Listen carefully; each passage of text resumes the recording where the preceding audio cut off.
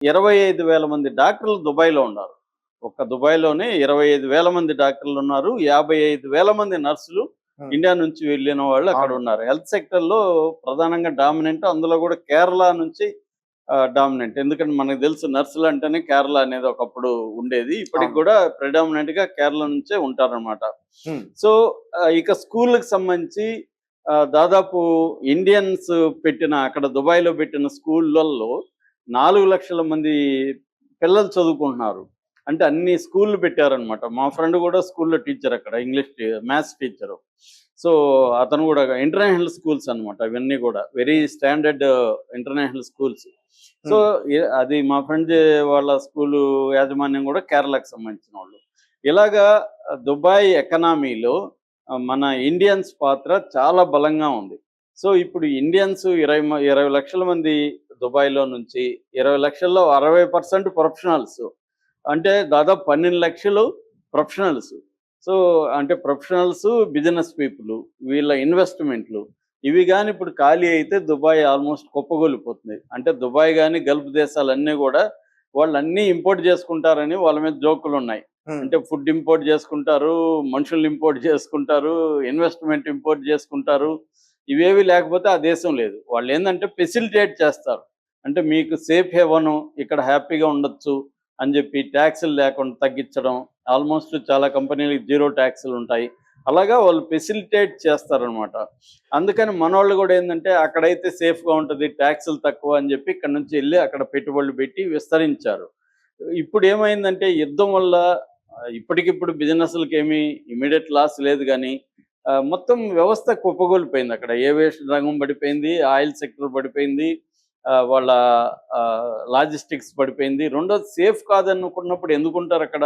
అవును. ఎప్పుడైనా యుద్ధాలు రావచ్చు. ఇది ఇప్పుడు అంతమయ్యే పరిస్థితి లేదు. పర్మనెంట్ సొల్యూషన్ అనేది హ్మ్. ఇప్పటికిప్పుడు వచ్చే అవకాశం ఇంకోటేంటంటే లేదు. ఇంటర్నేషనల్ ఎయిర్‌పోర్ట్స్‌ని కూడా టార్గెట్ చేస్తుంది అన్నీ ఇరాన్. చేస్తున్నారు. కాబట్టి ఏందంటే మొన్న మా ఫ్రెండ్‌ని అడిగితే చెప్తున్నా. చాలా మంది యూరోపియన్స్ ఎళ్ళిపోతున్నారంట. ఖాళీ చేసుకొని హ్మ్. ఎంతకో అంత రేట్లు పెట్టి అమ్మేసుకొని ఎళ్ళిపోతున్నారంట. ఎక్కువ మంది యూరోపియన్స్, అమెరికన్స్ ఫస్ట్ ఎళ్ళిపోతారు. వాళ్ళకి భయం. ఇండియన్స్ కొంత తట్టుకోగలరు. ఎందుకంటే ఆఫ్రికా దేశాలంతా కూడా మనోళ్ళు వెళ్లి వ్యాపారాలు చేస్తున్నారు. నేను కూడా కాంగోకెళ్ళాను. కాంగోకెళ్ళినప్పుడు అక్కడ పోలీసులే మమ్మల్ని కిడ్నాప్ చేసి డబ్బులు అడిగేవాళ్ళు. హ్మ్. అలా అవన్నీ తట్టుకొని ఇండియన్స్ ఉంటారు. ఇండియన్స్‌కి ఎందుకంటే ఇవన్నీ అలవాటు. ఈ ఎంత క్రైమ్ ఉన్నా, ఎంత భయాందోళన ఉన్నా గూడా తట్టుకొని ఉండగలుగుతారు. ఇండియన్స్, చైనీస్ గూడా ఉంటారు. హ్మ్. కానీ యూరోపియన్స్ ఉండలేరక్కడ. అందుకని ఆఫ్రికా దేశాల్లో గూడా చాలా దేశాల్లో యూరోపియన్స్ ఎళ్లి అక్కడ పని జేయరు. చైనా వాళ్ళు, ఇండియా వాళ్ళే ఉంటారు. అలాగే దుబాయ్‌లో ఇప్పటికిప్పుడైతే ఇబ్బంది లేదు గానీ, ఒక భయాందోళన ఉంది. ఇక్కడ ఊర్లల్లో గూడా ఇండియాలో గూడా నువ్వొచ్చేయి అని వీళ్ళు ప్రెషర్ జేస్తారు. ఇప్పటివరకు మనోళ్ళు చనిపోయిన సంఖ్య తక్కువే అక్కడ. ఏ నలుగురు, ఐదుగురు కంటే దుబాయ్‌లో ఎక్కువ మంది చనిపోలేదు. గాయపడిన కొంత సంఖ్య ఉంది. కాకపోతే నాకు మా ఫ్రెండ్స్ చెప్తున్నదేమంటే, అక్కడ వర్కర్సు చాలా కష్టాల్లో ఉన్నారని. కింది స్థాయి వర్కర్సు. ఈ హ్మ్. 40% వర్క్ ఫోర్స్ ఉన్నారు గదా! అవును. 60% ప్రొఫెషనల్స్ అయితే, ఈ వర్క్ ఫోర్స్‌కేందంటే వీళ్ళకి టెన్షన్ ఉంది. ఎక్కడ బాంబ్ పడతదో, ఎక్కడ ఈ డెబ్రీ అంటారు. శకలాలు పడతాయో తెలీదు.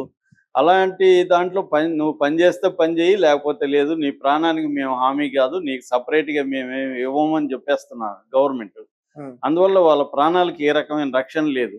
వాళ్ళేందంటే పని చేస్తేనే డబ్బులనమాట. సో, అందుకని అలాంటి వర్క్ ఫోర్స్ వాళ్ళు ఎక్కువ మంది వచ్చేసే అవకాశాలున్నాయి. అట్లాగే టూర్ కోసం వెళ్ళినోళ్ళు, షాపింగ్ కోసం వెళ్ళినోళ్ళు వీళ్ళందరూ గూడా వచ్చేసారు. హ్మ్. అలాగా ఒక 20,00,000 మంది దుబాయ్ నుంచి వచ్చేస్తే పరిస్థితి ఏంటి? ఇండియా మీద గూడా పడుతుంది. ఎందుకంటే గల్ఫ్ దేశాల్లో నుంచి పర్ ఇయర్ ఇండియాకి రెమిటెన్స్ రూపంలో 5,00,000 కోట్ల డబ్బులొస్తుంది. హ్మ్. ఇండియాకి 5,00,000 కోట్ల రూపాయలొస్తుంది. మొత్తం వరల్డ్ వైడ్‌గా 12,00,000 వస్తది పర్ ఇయర్ మనకి హ్మ్. ఇండియాకి. అందులో 5,00,000 దుబాయ్ నుంచే వస్తది. ఇప్పుడు ఈ 5,00,000 దుబాయ్ నుంచి కాదు, గల్ఫ్ దేశాల నుంచి. ఇప్పుడు ఈ 5,00,000 కోట్లు పడిపోతుంది గదా! మన తెలుగు వాళ్ళు గూడా 3,50,000 వరకు ఉన్నారు. యూఏఈలో. హ్మ్. సో, కాబట్టి ఇదంతా ఎఫెక్టు ఇటు ఆంధ్ర, తెలంగాణకి ఎఫెక్టు, కేరళ, మ మన దేశంలో ఎక్కువ ఉండేది 2 రాష్ట్రాలు. కేరళ, మహారాష్ట్ర. ఈ 2 రాష్ట్రాలకి పెద్ద దెబ్బ తగలబోతుంది. వీళ్ళొచ్చేస్తే. ఇంక దుబాయ్ అయితే పర్మనెంట్‌గా దాని ఇది పోయింది. పర్మనెంట్‌గా అది ఇంకా కొన్ని దశాబ్దాలు పడతదది మళ్ళీ